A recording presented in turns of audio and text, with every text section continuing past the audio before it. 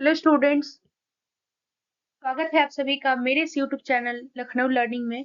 Listeners, आज की इस वीडियो में हम ऑडिट रिपोर्ट के बारे में ईच एंड एवरीथिंग जानने वाले हैं। लिसनर्स, इसमें मैं क्या क्या डिस्कस करने वाली हूँ, आइए जानते हैं। तो सबसे पहले इसकी डेफिनेशन क्या होती है, यानी मीनिंग क्या होती है, ये मैं बताने वाली हूँ आज की इस वीडियो में मैं आपको। और आगे आप जैसे कि देख सकते हैं लिसनर्स, इसमें बहुत सारी चीजें हैं, जैसे कि आपको कंटेंट एंड फॉर्मेट है, यानी डिसीजन मेकिंग किस बेसिस पे होता है। तो इसके सेवरल की पर्पसेस भी मैं बताने वाली हूँ। तो आई होप आपको ये वीडियो अच्छा लगे लिसनर्स। तो अब बात करते हैं ऑडिट रिपोर्ट की। ऑडिट रिपोर्ट हिंदी में कहते हैं अंकेक्षक की रिपोर्ट, यानी जो अंकेक्षक तैयार करता है, ऑडिटर तैयार करता है, उसकी रिपोर्ट। तो ऑडिट रिपोर्ट के बारे में जान लेते हैं लिसनर्स, क्या होता है। ऑडिट रिपोर्ट एक फॉर्मल डॉक्यूमेंट है। पहले तो मैं इसकी आपको नॉर्मल सी मीनिंग समझा देती हूँ, जिससे कि आप ये जितने भी मैंने आपको इसमें आपको नोट्स दिए हुए हैं वो क्लियर हो जाएंगे। तो लिसनर्स, अब हम सभी जानते हैं कि इंडियन कंपनीज एक्ट 2013 की जो सेक्शन है 143 अंडर सेक्शन 2 में क्या बताया गया कि जो अंकेक्षक होता है वो स्वयं के द्वारा जो भी उसने जांच किए हैं, जो भी हिसाब किताब किए हैं, जो भी बैलेंस शीट में या फिर प्रॉफिट एंड लॉस में या उसके साथ किए गए कोई भी डॉक्यूमेंट्स के संबंध में जो भी उसने ऑडिटिंग की है, तो कंपनी की जो साधारण सभा होती है उसमें उसको प्रस्तुत किए जाते हैं, अपनी रिपोर्ट देनी होती है। उसी रिपोर्ट, जो कह सकते हैं आप कि यही जो रिपोर्ट होती है अंकेक्षक की, ये रिपोर्ट कहलाती है, यानी कि ऑडिटर रिपोर्ट कहलाती है। इसमें लिसनर्स बहुत सारी चीजें होती हैं, वन बाय वन मैं डिस्कस करूंगी। अब बात, आई होप आपको थोड़ी सी मीनिंग क्लियर हो गई होगी। अब बात करते हैं आगे कि ऑडिटर रिपोर्ट एक फॉर्मल डॉक्यूमेंट होती है जनरेटेड बाय एन ऑडिटर, जो कि ऑडिटर के द्वारा दी जाती है। और audit form after completing an audit engagement, यानी कि जैसे ही ऑडिटिंग का काम खत्म हो जाता है तो ऑडिटर एक रिपोर्ट पेश करता है कंपनी में, बताने के लिए कि हाँ क्या चीज क्या क्या है इसमें। It summarizes the findings, conclusions and recommendations resulting from the audit process। ये इसमें उसने क्या चीज पाया, उसमें क्या कंक्लूजन दिया, यानी कि क्या इसमें सही क्या गलत, कहाँ पे फ्रॉड, कहाँ पे मिस्टेक, कहाँ पे मिसरिप्रेजेंटेशन, कहाँ पर क्या चीजें हुई हैं, क्या क्या सही है, वो सारी सब चीज का डेटा रखता है। वो रिकमेंडेशन देता है कि हाँ यहाँ पे चीजें हो सकती हैं फ्रॉम द ऑडिट प्रोसेस, अपने ऑडिट प्रोसेस के जरिए, प्रक्रिया के जरिए। The audit report is typically issued to the stakeholders of the audited entity, such as stakeholders, board of directors, management, regulatory authorities, or other interested parties। Audit report listeners basically stakeholders को लिए issue कर दी जाती है, कि ताकि stake holder जो भी share holders हैं, बोर्ड ऑफ डायरेक्टर्स है, मैनेजमेंट है, उनको ये सारी चीजें पता चल जाए, तो वो क्या करेंगे, फिर वो इन्वेस्ट करना शुरू करते हैं, या फिर उनको लगता है कि ये कंपनी ठीक है। अब बात कर लेते हैं ऑडिट रिपोर्ट के पास सेवरल पर्पजेज हैं। अब कौन कौन से पर्पज हैं उसकी बात करें, तो पहला है कम्युनिकेशन ऑफ रिजल्ट, यानी कि ये क्या करता है, कम्युनिकेट करता है ऑडिटर के ओपिनियन को कि फाइनेंशियल स्टेटमेंट हमारी सही है, रिलायबल है, विश्वसनीयता है कि नहीं है, और सारे अदर सब्जेक्ट मैटर्स जो भी उसने ऑडिट किए हैं, बाकी सारी चीजों की उसके बारे में बताता है, तो ये कम्युनिकेट कर देता है। नेक्स्ट है दूसरा एश्योरेंस। ये एश्योरेंस प्रोवाइड करता है स्टेक होल्डर्स को कि फाइनेंशियल स्टेटमेंट एकदम सही है या फिर नहीं सही है, या फिर उसमें क्या चीजें हैं। नेक्स्ट है ट्रांसपेरेंसी। ये ट्रांसपेरेंसी और अकाउंटेबिलिटी को प्रमोट करता है लिसनर्स, मटेरियल जो भी है उसको फाइंड करके, यानी उसको डिस्क्लोज कर देता है, इंटरनल कंट्रोल की डेफिशिएंसीज को बता देता है, जो भी लॉस के अकॉर्डिंग है कि नहीं चीजें, वो सारी चीजें बता देता है।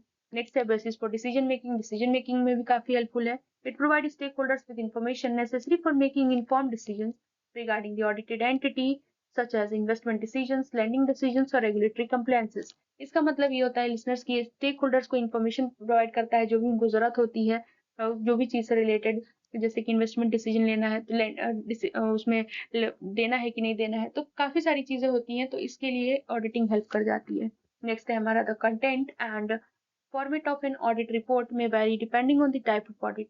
जो कंटेंट या फॉर्मेट होता है ऑडिट रिपोर्ट का, वो डिपेंड करता है किस तरीके का ऑडिट आप कर रहे हैं। एप्लीकेबल रिपोर्टिंग फ्रेमवर्क, यानी कि जनरल एक्सेप्टेड अकाउंटिंग प्रिंसिपल्स और international financial reporting standard, and the requirement of regulatory authorities. तो मतलब किस तरीके की ऑडिट करवा रहे हैं वो डिपेंड करता है। However most audit typically report include the following elements, यानी कुछ एलिमेंट्स इसमें मौजूद हैं, कुछ तत्व हैं इसके। सॉल्यूशंस कौन कौन से हैं, सबसे पहला इंट्रोडक्टरी सेक्शन। इसमें क्या होता है, this section typically includes the title of the report, the addressee and the audit first name, the date of the report and period covered by the audit। इस सेक्शन में आपको क्या मिलेगा, रिपोर्ट किस पर बनाई गई है, यानी टाइटल, उसका एड्रेसी, उसके बाद बोला गया है कि ऑडिट का पहला नाम, सॉरी ऑडिट के फॉर्म नेम, जो भी जिस चीज की जिस फॉर्म की भी वो ऑडिट कर रहा है उसका नाम, उसकी डेट की किस दिन कर रहा है रिपोर्ट देगा, पीरियड कितना टाइम लिया है कवर किया गया है ऑडिट के द्वारा। तो ये सारी चीजें आपको इसमें मिलेंगी। नेक्स्ट है आपको मैनेजमेंट रिस्पॉन्सिबिलिटी। इसमें क्या होता है, a statement outlining management responsibility for the preparation and for fair representation of the financial statement और other subject matters being audited. एक स्टेटमेंट दी जाती है, मैनेजर की रिस्पॉन्सिबिलिटी होती है ताकि वो फेयर प्रेजेंटेशन करे किसका, फाइनेंशियल स्टेटमेंट का। नेक्स्ट है ऑडिटर की रिस्पॉन्सिबिलिटी के बारे में बताया जाता है कि एक स्टेटमेंट देगी जो ऑडिटर के दायित्वों को बताएगी, ओपिनियन वो देगा फाइनेंशियल स्टेटमेंट पर और दूसरे पर भी जिसका भी ऑडिट कंडक्ट किया गया है। नेक्स्ट है ऑडिटर का ओपिनियन क्या है, क्या वो सुझाव देता है, कंक्लूजन कि क्या फाइनेंशियल स्टेटमेंट सही में अच्छी true and fair view present कर रही हैं सारे मटेरियल रिस्पेक्ट्स में, फाइनेंशियल पोजीशन में या नहीं। Cash flow of the audited entity in accordance with the applicable financial reporting framework, क्या कैश फ्लो स्टेटमेंट जो बनाई गई है वो सारी चीजें, मतलब ईच एंड एवरीथिंग आपको कंपनी के बारे में तो क्या करते हैं ऑडिटर भाई चेक करेगा, तो सब चीज चेक करेगा, तो वो चीज होती है। नेक्स्ट है आपका basis of opinion, a description of the audit procedure performed including any significant accounting policies, audit methodology and key audit finding। आपका ओपिनियन देता है, वो चीजें होती हैं। जैसे इसमें बहुत सारी चीजें हैं, जैसे इसमें तो मैंने बेसिक फिलहाल इतना ही डिस्कस किया है। लिसनर्स आपको पता है कि जो ऑडिटर्स की रिपोर्ट होती है, जैसे कि उसमें क्या होता है, जो रिपोर्ट होगी उनकी वो एकदम ठोस होनी चाहिए, यानी कि उसमें संक्षिप्त सूचनाएं हमें प्राप्त होती हैं। जो भी ऑडिटर होता है उसके द्वारा जो भी वर्क है उसका पता चलता है कि अंकेक्षक के द्वारा किए गए कार्यों का पता चलता है ऑडिटर की रिपोर्ट में। कंपनी या फर्मों के द्वारा व्यापार के जितने भी बुक्स ऑफ अकाउंट है उनके बारे में पता चलता है। रिपोर्ट से हमें अंकेक्षक जो होते हैं सभी एलिमेंट्स को मतलब वो बता देते हैं, अपने विचार प्रस्तुत कर देते हैं। रिपोर्ट में लिसनर्स सभी बातों पर एकदम ठोस सूचनाएं मिलती है, यानी कि जो सटीक वो कह सकते हैं आप इंफॉर्मेशन मिलती है कि हाँ गलत नहीं हो सकती है क्योंकि चेक हो चुकी है। रिपोर्ट केवल एक ही वर्ष के लेखों से संबंधित होती है लिसनर्स। सो लिसनर्स काफी सारी चीजें हैं आपके ऑडिटर्स रिपोर्ट से रिलेटेड। फिलहाल मैंने इसमें थोड़ा सा बेसिक डिस्कस किया है, इससे नेक्स्ट वीडियो आएगा उसमें आपको काफी सारी चीजें मिलेंगी।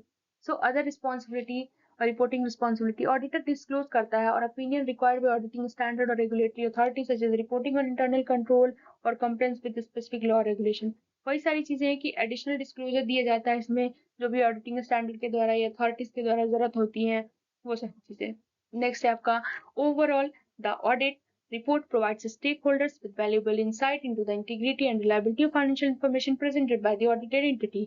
ऑडिटर के द्वारा जो रिपोर्ट दी जाती है तो उससे स्टेक होल्डर्स को काफी इन्फॉर्मेशन मिल जाती है, फाइनेंशियल इन्फॉर्मेशन मिल जाती है कंपनी से रिलेटेड, तो उसको रिलायबिलिटी क्रेडिबिलिटी ये सारी चीजें हो जाती है कि हाँ उसमें करना है नहीं करना है, तो सारी इन्फॉर्मेशन उसको मिल जाती है।